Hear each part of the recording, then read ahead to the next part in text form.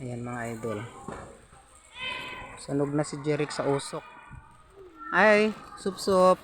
Po. Kumusta sup-sup? Ito po.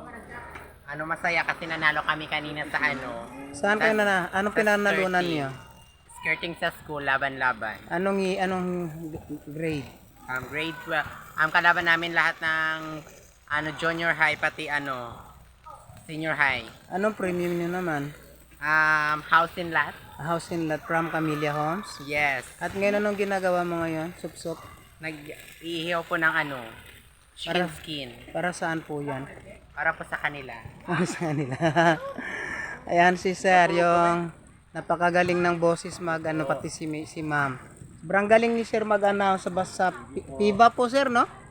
Sa PABA, yan si Sir. Buong Palawan ikot na ni Sir sa sa pagiging announcer niya sa basketball. Yan si Kagawad. Oh. Balik mo na ako. Wala po pong barya Kagawad. So ayan, dito po yan sa Barkadas. Paalis ako. Balik din ako bukas.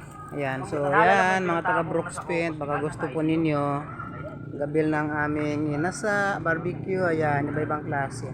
Meron din po kaming fishball at meron din po kaming calamares, ayan, nandun may fishball po.